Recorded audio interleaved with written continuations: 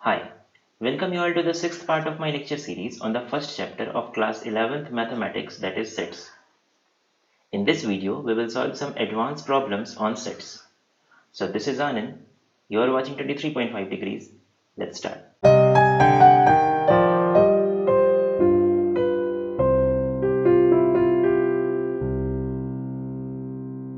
Our first question is, a survey shows that 63% of Americans like cheese, whereas 76% like apples.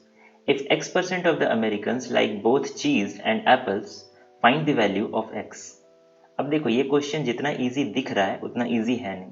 देखो कैसे, देखो 63% of American को चीज पसंद है, तो मान लेते हैं ए सेट में चीज को पसंद करने वाले अमेरिकन है, ठीक है, चीज को पसंद करने वाले अमेरिकन है, और बी सेट में एप्पल को पसंद करने वाले अमेरिकन है। तो number of elements in set A is equals to 63%. Again, number of elements in set B is equals to 76%. हमें ये भी पता है कि X% ऐसे अमेरिकन है जो कि चीज़ और एप्पल दोनों पसंद करते हैं, ठीक है। तो from the formula number of elements in A union B हम ये कह सकते हैं number of elements in A plus number of elements in B minus number of elements in A intersection B. This implies number of elements in A union B is equals to 63 plus 76 minus X. This implies number of elements in A union B is equals to 60 कितना हुआ 130 139 minus X. This implies X is equals to 139 minus number of elements in A union B. अब मुझे ये बताओ कि x की minimum value क्या हो सकती है। यहाँ पे x क्या है, number of Americans who like both cheese and apple. इसकी मिनिमम वैल्यू क्या हो सकती है। x मिनिमम तब होगा जब number of elements in A union B maximum होगा, और number of elements in A union B की मैक्सिमम वैल्यू क्या हो सकती है, राइट 100. 139 माइनस 100, ओके ये मैक्सिमम वैल्यू है, ये मैक्सिमम वैल्यू है number of elements in A union B की, क्योंकि कोई भी चीज 100% होती है, राइट। तो number of elements in A union B अगर मैक्सिमम हो यानी 100% हो, तो फिर x की वैल्यू आ गई 39. यानी यहां से हम ये कह सकते हैं कि x की जो मिनिमम वैल्यू है वो 39 है, यानी x जो भी होगा वो 39 के इक्वल हो सकता है या बड़ा हो सकता है। ये हो गया हमारा फर्स्ट इनइक्वालिटी, ओके। याद रखो यहां पर एक बात ध्यान देना कि 76% एप्पल लाइक करते हैं और 63% अमेरिकन चीज लाइक करते हैं, X% दोनों लाइक करते हैं, लेकिन यहाँ पे हमें ये गिवन नहीं है कि कितने अमेरिकन हैं जो कि ना ही चीज लाइक करते हैं ना ही एप्पल लाइक करते हैं। यानी कि ढेर सारे अमेरिकन इस पूरे रीजन में भी तो होंगे ना, इस पूरे रीजन में ढेर सारे अमेरिकन होंगे जो कि दोनों में से कोई चीज लाइक नहीं करते, राइट। तो number of elements in A union B ये मैक्सिमम 100 हो सकता है, लेकिन 100 से कम भी इसका वैल्यू पॉसिबल है number of elements in A union B का, क्योंकि कुछ लोग ऐसे हो सकते हैं जो कि ना ही चीज पसंद करे ना ही एप्पल पसंद करे, ना ही चीज को लाइक करे ना ही एप्पल को लाइक करे। अब यहाँ पे हमें x की मिनिमम वैल्यू पता चल गई कि x जो भी होगा वो 39 से बड़ा होगा या बराबर होगा। अब x की जो मैक्सिमम वैल्यू है उसे हम कैसे कैलकुलेट कर सकते हैं ये देखते हैं। देखो x की मैक्सिमम वैल्यू को हम सिंपली इस वेन डायग्राम को यूज करके कैलकुलेट कर सकते हैं। हम जानते हैं कि 63% अमेरिकन चीज लाइक करते हैं, 63% अमेरिकन चीज लाइक करते हैं और 76% अमेरिकन एप्पल लाइक करते हैं। और इस 63% और इस 76% अमेरिकन में से कुछ अमेरिकन ऐसे होंगे जो कि दोनों लाइक करते हैं, यानी वो इस रीजन में होंगे, एक्स वाले रीजन में, ठीक है, राइट। चलो एक्स की मैक्सिमम वैल्यू क्या हो सकती है। जो 63% अमेरिकन चीज को लाइक करते हैं ये सारे के सारे अगर एप्पल को भी लाइक करते हो तो यहाँ पे एक्स की मैक्सिमम वैल्यू क्या हो जाएगी 63, राइट। अगर ये जो 63% अमेरिकन जो कि इस वाले सर्कल के अंदर है ये चीज को लाइक करते हैं, अगर ये सारे के सारे एप्पल को भी लाइक करने लगे, यानी कि ये सारे के सारे इस रीजन में आ जाएंगे। यानी जो मैक्सिमम पॉसिबल वैल्यू है ए इंटरसेक्शन बी की वो है 63। यानी जितनी अमेरिकन चीज को लाइक करते हैं वो सब के सब एप्पल को लाइक कर रहे हो। ओके, क्लियर है? तो x जो भी होगा उसकी मैक्सिमम वैल्यू 63 हो सकती है। यानी x हमेशा या तो छोटा होगा या इक्वल होगा 63 के, 63% के। यहाँ पर भी परसेंटेज लगा देना है। हम यहाँ पे शुरू से अंत तक हर जगह परसेंटेज में बात कर रहे हैं। तो हमारी सेकेंड इनइक्वालिटी ये हुई। अब अगर हम इन दोनों को कंबाइन करके लिखे तो हम लिख सकते हैं x जो होगा, x is always greater than equals to 39% but less than equals to 63%। This would be our final answer. ये हमारा फाइनल आंसर है। यानी x जो भी होगा वो 39% से या तो ग्रेटर देन और इक्वल टू होगा और 63% से लेस देन और इक्वल टू होगा। ठीक है, x जो भी होगा वो 39% से बड़ा या बराबर होगा और 63% से छोटा या बराबर होगा। Coming to the second question, two finite sets have m and n elements. The total number of subsets of the first set is 56 more than the total number of subsets of the second set. Find the value of m and n. कह ये रहा है कि मान लेते हैं कोई set A है जिसमें कि m एलिमेंट्स है और एक और सेट B है जिसमें कि n एलिमेंट्स है। यानी number of elements in set A is equals to m and number of elements in set B is equals to n। यहाँ पे ये बोल रहा है कि total number of possible subset of set A जो है वो 56 मोर है than the total number of possible subset of set B। यानी कि total number of possible subset of set A जो कि 2 raise to the power m होगा, ये 56 मोर है than the total number of possible subsets of set B, यानी कि 2 raise to the power n से 56 मोर है।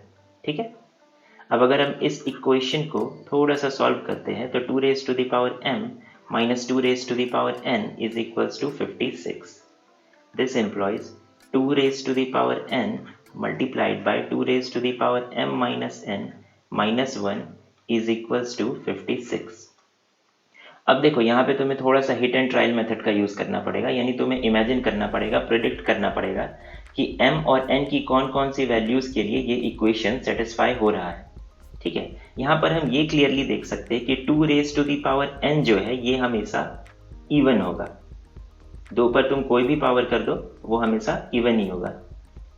Also 2 raise to the power m minus n हमेशा इवन होगा, लेकिन इस इवन नंबर में जब हम एक सब्ट्रैक्ट कर देंगे तो जो नंबर हमें ऑब्टेन होगा ये पूरा 2 raise to the power m minus n minus 1, ये पूरा नंबर ऑड होगा। यानी 2 raise to the power n even है और 2 raise to the power m minus n minus 1 odd है। ठीक है, तो क्या तुम कोई भी पेयर ऑफ नंबर्स इमेजिन कर सकते हो जिनमें से एक इवन हो और दूसरा ऑड हो और दोनों को मल्टीप्लाई करने पे 56 ऑब्टेन हो रहा हो? ऐसा सिर्फ एक पेयर है, 7 इंटू 8, 7 इंटू 8। एक इवन है एक ऑड है और दोनों को मल्टीप्लाई करोगे तो 56 ऑब्टेन हो रहा है। राइट, तो यहाँ से हमें ये पता चल जाता है कि 2 raise to the power n जो है ये 8 के इक्वल होगा ज़रूर, क्योंकि 2 raise to the power n even है इसलिए ये 7 के इक्वल तो हो नहीं सकता है। और 2 raise to the power m minus n minus 1 जो है ये पूरी जो चीज़ है ये किसके इक्वल होगी? 7 के। तो इक्वेट करते हैं हम, 2 raise to the power n is equals to 8, यानी कि 2 raise to the power 3। This implies n is equals to 3। ठीक है, n की वैल्यू हमें 3 मिली। Next 2 raise to the power m minus n minus 1 is equals to 56। This implies 2 raise to the power m minus 3, क्योंकि n हम already obtain कर चुके हैं, n की वैल्यू 3 है, minus 1 is equals to 56। Sorry, ये 56 नहीं होगा, यहाँ पे तुम्हारा हो जाएगा 7, सॉरी। ठीक है, 7।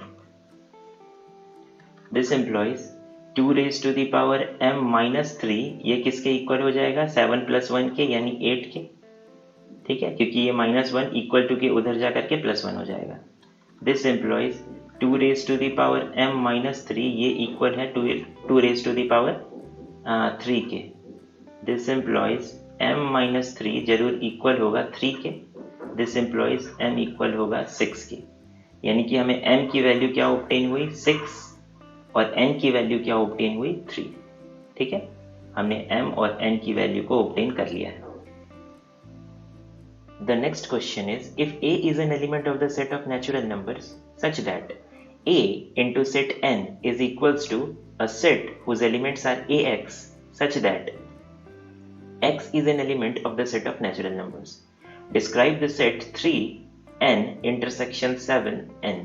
यहाँ पे कहने का एक सिंपल सा मतलब क्या है, देखो A जो है एक एलिमेंट है सेट ऑफ नेचुरल नंबर्स का। सेट ऑफ नेचुरल नंबर क्या होगा 1 2 3 4 5 so on, ये है हमारा सेट ऑफ नेचुरल नंबर्स। अब बोल ये रहा है कि अगर हम a इंटू एन कर दे, इस सेट को एक स्केलर क्वांटिटी एक नंबर से मल्टीप्लाई कर दे जो कि a है, तो हमें क्या ऑब्टेन होगा a into 1 that is a into 2 that is 2a, a into 3 that is 3a, 4a, 5a and so on, ये ऑब्टेन होगा। यही कहा जा रहा है इस क्वेश्चन में।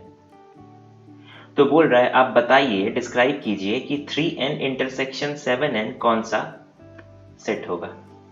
तो अगर n हमारे पास हमें पता है, n तो हमें पता ही होता है क्योंकि n set of natural numbers है, तो 3n क्या हो जाएगा 3n, यानी कि इस सेट के हर एक एलिमेंट को 3 से मल्टीप्लाई कर दो। 3 into 1 3, 3 into 2 6, 3 into 3 9, 3 into 4 12 and so on, 6 9 12 15 so on. Similarly 7n को भी हम ऑब्टेन कर सकते हैं। 7 into 1 7, 7 into 2 14, 21 28 35 and so on. अगर हम देखें 3n इंटरसेक्शन 7n क्या होगा, यही पूछा जा रहा है क्वेश्चन में। तो हम देखते हैं 3n और 7n में कॉमन क्या क्या है, 3 6 9 12 15 7 14 21 28 35। यहाँ पे अगर तुम और आगे जाते तो तुम्हें कौन कौन सा नंबर मिलता, 15 के बाद मिल जाता 18, 18 के बाद मिल जाता 18 के बाद मिल जाता 21, फिर 24, फिर 27 एंड सो ऑन। ठीक है, तो कॉमन देखो क्या है, कॉमन है तुम्हारा 21। सिमिलरली जो नेक्स्ट कॉमन एलिमेंट होगा इन दोनों सेट्स में वो होगा 42, उसके बाद होगा 63, उसके बाद होगा व्हाट 84 एंड सो ऑन। यानी कि 3n इंटरसेक्शन 7n जो होगा वो कौन सा सेट है, उसमें कौन कौन से एलिमेंट्स होंगे उस सेट में 21, 42, 63, 84 एंड सो ऑन। इसको हम सिंपली ऐसे भी लिख सकते हैं 21 इंटू सेट n, क्योंकि सेट n क्या है सेट ऑफ नेचुरल नंबर, उसे अगर हम 21 से मल्टीप्लाई कर देंगे तो क्या हो जाएगा, क्या मिलेगा, यहीं पे देखो ना set n set of natural number, अगर इसे हम 21 से मल्टीप्लाई कर देंगे तो हमें 21, 42, 63, 84 एंड सो ऑन मिलेगा, जो कि हमारा ये सेट है 3n इंटरसेक्शन 7n। ठीक है, तो हमें 21n ऑब्टेन हुआ। Coming to the next problem, in a town of 10,000 families, it was found that 40% families buy newspaper A, 20% families buy newspaper B, and 10% families buy newspaper C. 5% families buy both newspaper A and B, 3% families buy both newspaper B and C, and 4% families buy both newspaper A and C. If 2% families buy all the three newspapers, find the number of families which buy newspaper A only, newspaper B only, and none of the newspapers A, B और C. चलो सबसे पहले हम ये देखते हैं कि if 2% of the families buy all the three newspapers, मान लेते हैं न्यूज़पेपर A को ये सर्कल, न्यूज़पेपर A पढ़ने वाली फैमिलीज को ये सर्कल रिप्रेजेंट कर रहा है। सिमिलरली हमारे पास ये सर्कल न्यूज़पेपर B पढ़ने वाली फैमिलीज को रिप्रेजेंट कर रहा है और ये सर्कल न्यूज़पेपर C पढ़ने वाली फैमिलीज को रिप्रेजेंट कर रहा है। तो हमने ये देखा कि 2% फैमिलीज जो है वो तीनों न्यूज़पेपर पढ़ती है, यानी कि ये 2% फैमिलीज इतने रीजन में आएंगी, राइट। चलो हमने ये भी देखा कि 4% फैमिलीज जो है वो न्यूज़पेपर A और C दोनों पढ़ती है। 4% फैमिलीज न्यूज़पेपर ए और सी दोनों पढ़ती है। यानी इतने पूरे रीजन में 4% फैमिलीज आएंगी। लेकिन हम ये देख रहे हैं कि 2% फैमिलीज इंक्लूडेड है इस 4% में, जो कि तीनों न्यूज़पेपर भी पढ़ती है। ठीक है, तो बचा हुआ जो ये रीजन है, बस इतना जो रीजन है, ठीक है, इस रीजन में 2% फैमिलीज आ जाएंगी, तभी तो टोटल ये 4% होगा, राइट। चलो नेक्स्ट है 3% families bye newspaper B and newspaper C. यानी कि 3% फैमिलीज जो है वो दोनों न्यूज़पेपर बी और सी दोनों पढ़ रही है। ठीक है, तो न्यूज़पेपर बी और सी दोनों पढ़ने वाली फैमिलीज 3% है। यानी कि इतने पूरे रीजन में 3% फैमिलीज आएंगी, लेकिन 2% ऑलरेडी यहाँ पर है जो कि तीनों पढ़ रही है। तो बचा हुआ जो ये रीजन है इसमें 1% फैमिलीज आ जाएंगी, राइट। चलो again 5% families bye newspaper A and B both. ठीक है, 5% फैमिलीज जो है वो न्यूज़पेपर ए और बी दोनों पढ़ रही है। न्यूज़पेपर ए और बी दोनों पढ़ रही है, यानी इतने रीजन में 5% फैमिलीज आएंगी। लेकिन हम देख सकते हैं कि इस 5% में वो 2% भी है जो कि तीनों न्यूज़पेपर पढ़ रहे हैं। ठीक है, तो बचा हुआ ये जो रीजन हो जाएगा, बस इतना रीजन बचा हुआ, ये जो रीजन है इसमें 3% फैमिलीज होंगी, राइट। तभी तो 3 + 2 हमारा टोटल 5 आएगा। चलो now 10% families bye newspaper C. यानी न्यूज़पेपर सी को पढ़ने वाली टोटल फैमिलीज जो है वो 10% है। ठीक है, न्यूज़पेपर सी को पढ़ने वाली जो फैमिलीज है वो 10% है इन टोटल। लेकिन इस 10% में हम ये देखते हैं कि 2% और 1% ऑलरेडी हमारे पास है 5%। तो ये जो बचा हुआ रीजन है, इतना वाला, ये जो बाउंड्री है इसके बाहर का रीजन, ये पूरा रीजन, ठीक है, इसमें 5% फैमिलीज आएंगी। तभी तो 5 + 2 + 2 + 1 10% न्यूज़पेपर सी को पढ़ रही है, right. 20% families bye newspaper B. 20% families जो है वो न्यूज़पेपर बी को पढ़ रही है। लेकिन हम ये देख रहे हैं कि इस 20% में 3, 2 और 1 ऑलरेडी हमारे पास आ चुका है। 3, 4, 5, 6, तो बच गया 14% जो कि इस वाले रीजन में होगा। यानी इन अदर वर्ड्स हम कह सकते हैं ये जो 14% है ये सिर्फ न्यूज़पेपर बी को ही पढ़ रहे हैं। टोटल न्यूज़पेपर बी को पढ़ने वाले टोटल जो लोग हैं वो 20% है, लेकिन इनमें से 14% ऐसे हैं जो सिर्फ न्यूज़पेपर बी ही पढ़ते हैं, दूसरा कोई न्यूज़पेपर नहीं पढ़ते हैं। सिमिलरली यहाँ पर टोटल जो न्यूज़पेपर सी को पढ़ने वाले लोग हैं वो 10% है, लेकिन इन 10% में 5% ऐसे हैं जो सिर्फ न्यूज़पेपर सी को ही पढ़ते हैं। सिमिलरली सिर्फ न्यूज़पेपर ए को पढ़ने वाले लोग कितने हैं? 40% फैमिलीज जो है वो न्यूज़पेपर ए को पढ़ रही है, खरीद रही है, यानी पढ़ रही होगी। ठीक है, तो 3, 4, 5, 6, 7, इस 40 में से हम 7 हटा दें तो हमारे पास मिलेगा, बचेगा कितना? 33%। 33% ऐसे हैं जो कि परसेंटेज तो मैंने कहीं नहीं लिखा है तो यहाँ भी छोड़ ही देता हूँ। ठीक है, देखो ये सारा कुछ परसेंटेज में है। 33%, 14%, 5%, 2%, 2%, 3% एंड 1%। तो अब अगर तुमसे मैं ये पूछूं कि find the number of families which bye A only, सिर्फ ए पढ़ने वाले। अब देखो यहाँ पे तो बाय लिखा हुआ है, अब खरीद रहे तो पढ़ भी रहे होंगे, इसलिए बार बार मैं बोल रहा हूँ ए पढ़ने वाले या बी पढ़ने वाले। ठीक है, तुम समझना। तो सिर्फ न्यूज़पेपर ए को खरीदने वाले कितने लोग हैं? 33% लोग हैं। न्यूज़पेपर ए को खरीदने वाले 33% लोग हैं। सिर्फ न्यूज़पेपर बी को खरीदने वाले कितने लोग हैं? जो सिर्फ न्यूज़पेपर बी को ही खरीदते हैं। टोटल तो 20% लोग हैं जो कि न्यूज़पेपर बी को खरीदते हैं, लेकिन इनमें से 14% ही ऐसे हैं जो कि सिर्फ बी को ही खरीदते हैं, दूसरा कोई न्यूज़पेपर नहीं खरीदते हैं। सिमिलरली सिर्फ न्यूज़पेपर, चलो न्यूज़पेपर सी का तो क्वेश्चन ही नहीं पूछा है तो इसको हटा देते हैं। अब नंबर्स में भी हम ऑब्टेन कर सकते हैं। 33% है, टोटल नंबर ऑफ फैमिलीज कितना है? Total number of families is equals to 10,000। तो नंबर ऑफ फैमिलीज, फिलहाल तो हमने परसेंटेज में ऑब्टेन किया था ना, number of families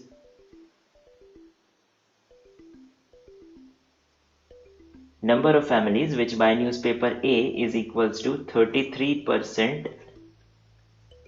of 1000, that is 3300.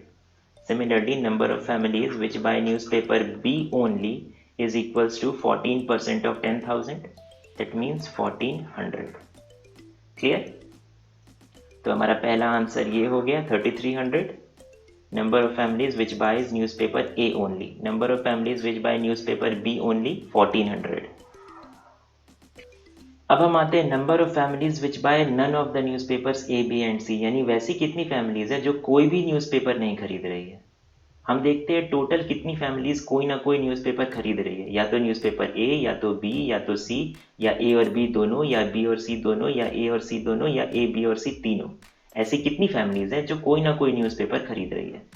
33% plus 3%, 36% plus 2%, 38%, 40%, यहाँ पे 2% और है, 40% plus 14%, 54% plus 1%, 55% plus 5%, 60%.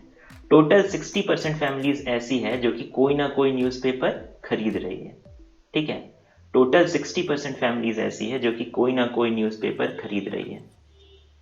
Total 60% families ऐसी है जो कि कोई ना कोई न्यूज़पेपर खरीद रही है. तो टोटल कितनी फैमिली है जो कि कोई भी न्यूज़पेपर नहीं खरीद रही है? 40%, राइट, क्योंकि कोई भी चीज़ 100% होती है. तो टोटल 40% फैमिलीज कोई न्यूज़पेपर नहीं खरीद रही है. यानी अगर हम नंबर्स में बात करें तो टोटल कितनी फैमिलीज कोई न्यूज़पेपर नहीं खरीद रही है?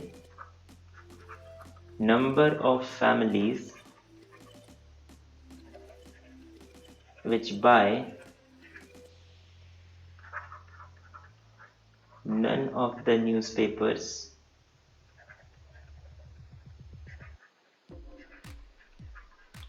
A, B and C is equals to 40%. 40% of what? 40% of total number of families, 10,000.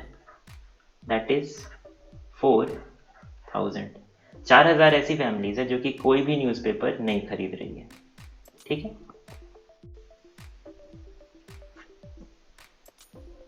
Coming to the next question, यहाँ पे हमारे पास दो सेट गिवन है. किस फॉर्म में? सेट बिल्डर फॉर्म में. सेट ए है जिसके एलिमेंट्स है ordered pair x y such that y is equals to e raise to the power x and x is an element of the set of real numbers. Similarly एक और set B है जिसके elements है ordered pair x y such that y is equals to e raise to the power minus x and x is an element of the set of real number. अब देखो ordered pair हम next chapter में पढ़ने वाले हैं, लेकिन ordered pair के बारे में फिलहाल तो बस इतना जान लो. नेक्स्ट चैप्टर में हमें पढ़ना था, लेकिन क्योंकि इस क्वेश्चन में आ गया तो मुझे थोड़ा सा तो बताना होगा. ठीक है, ऑर्डर्ड पेयर यानी जहां पे ऑर्डर मैटर करता हो. जैसे कि जब हम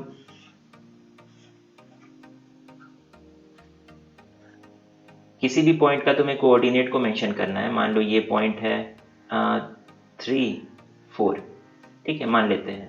तो ये 3 और 4 का ऑर्डर मैटर कर रहा है. ठीक है, हम अगर इसको 4 और 3 लिखे तो ये एक दूसरे पॉइंट को डिनोट करेगा, दूसरे पॉइंट को रिप्रेजेंट करेगा.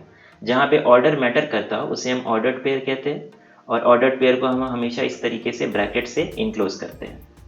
वहीं कई सारी ऐसी जगहें होती है जहाँ पे ऑर्डर मैटर नहीं करता. फॉर एग्जाम्पल मान लेते हैं x² minus 6x plus 8 is equals to 0. अब यहाँ पे जो सॉल्यूशन होगा इस इक्वेशन का वो होगा x is equals to 4 and x is equals to 2. तो ये ऑर्डर्ड पेयर नहीं है, ये 4 और 2 ऑर्डर्ड पेयर नहीं है. क्यों? क्योंकि हम बोले कि इस इक्वेशन का सॉल्यूशन 4 है और 2 है, या फिर हम ऐसा बोले कि इस इक्वेशन का सॉल्यूशन 2 है और 4 है. हम सेम बात बोल रहे हैं. यहाँ पे ऑर्डर मैटर नहीं करता, लेकिन यहाँ पर ऑर्डर मैटर कर रहा है क्योंकि 3, 4 एक दूसरा पॉइंट है और 4, 3 एक दूसरा पॉइंट है. ठीक है, तो ऑर्डर्ड पेयर का यही सेंस होता है. इसी सेंस से हम एक ऑर्डर्ड पेयर को यूज करते हैं, इसी लॉजिक से हम एक ऑर्डर्ड पेयर को यूज करते हैं. ठीक है, मैं ज़्यादा डिटेल में नहीं जाऊँगा क्योंकि नेक्स्ट चैप्टर में पढ़ना ही है. तो कह रहा है A is a set whose elements are ordered pairs of x and y such that y is equals to e raised to the power x and x is an element of the set of real number.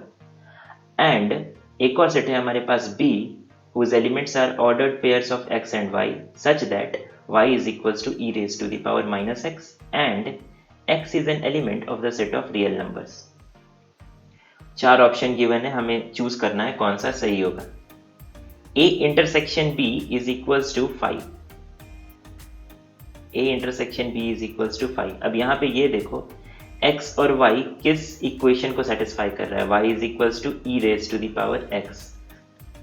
Set a के लिए x और y इस equation को satisfy कर रहा है, और set b के लिए x और y is equals to e raise to the power minus x equation को सेटिस्फाई कर रहा है, जहां पे x क्या है, रियल नंबर है। ठीक है, क्या कोई भी x की वैल्यू ऐसी है जिसके लिए, ठीक है, y is equals to e raise to the power x भी हो और y is equals to e raise to the power minus x भी हो, दोनों हो जाए। सिर्फ एक ऐसी वैल्यू है, x इज इक्वल्स टू 0। अगर x 0 रखोगे तो e raise to the power 0 यानी कि 1, y इज इक्वल्स टू 1 आएगा। यहां पर भी अगर x 0 रखोगे तो e raise to the power minus 0, that means e raise to the power 0 that is 1। ठीक है, यानी यहां भी अगर हम x इक्वल्स टू 0 रखते हैं तो y इज इक्वल्स टू 1 आएगा। ठीक है, तो हमने ये देखा कि एक ऑर्डर्ड पेयर ऐसा है जो कि है x और y के रूप में हम ऑर्डर्ड पेयर को लिख रहे हैं, तो x क्या होगा 0 और y होगा 1। एक ऑर्डर्ड पेयर ऐसा है जो कि सेट A का भी एलिमेंट है और सेट B का भी एलिमेंट है। ठीक है, एक ऑर्डर्ड पेयर 0 1 ऐसा है जो कि सेट A का भी एलिमेंट है और सेट B का भी एलिमेंट है, यानी कि A इंटरसेक्शन B कभी नल सेट तो नहीं हो सकता, क्योंकि इन दोनों में एक एलिमेंट कॉमन है। राइट, इन दोनों में एक एलिमेंट कॉमन है। याद रखो, हर ऑर्डर्ड पेयर सेट A का, हर ordered pair XY set A का एक एलिमेंट है। सिमिलरली हर ऑर्डर्ड पेयर XY यहाँ पे सेट B का एक एलिमेंट है। बस x और y जिस इक्वेशन को सेटिस्फाई कर रहे हैं सेट A के केस में वो दूसरा है, y is equals to e raise to the power x, और सेट B के केस में वो दूसरा है, y is equals to e raise to the power minus x। ठीक है, तो A intersection B is equals to 5 ये नहीं हो सकता। अब हम देखते हैं, अब अगर ये नहीं हो सकता तो नन ऑफ दीज भी नहीं हो सकता। Right, A intersection B is not equals to 5, yes यही तो होगा, क्योंकि A और B में एक एलिमेंट कॉमन है। कौन सा एलिमेंट, ऑर्डर्ड पेयर 0 1। ठीक है, यानी जब तुम सेट A को रोस्टर फॉर्म में लिखोगे तो इसमें ढेर सारे एलिमेंट होंगे, लेकिन उसमें एक एलिमेंट जो है वो ऑर्डर्ड पेयर 0 1 भी होगा। सिमिलरली जब तुम सेट B को रोस्टर फॉर्म में लिखोगे तो उसमें भी ढेर सारे एलिमेंट्स अलग अलग हो सकते हैं, लेकिन एक एलिमेंट ऐसा है जो कि सेट A और सेट B दोनों में कॉमन है। That means set A intersection set B is not equals to null set, is not equals to 5, is not equals to empty set. तो हमारा ऑप्शन बी करेक्ट होगा।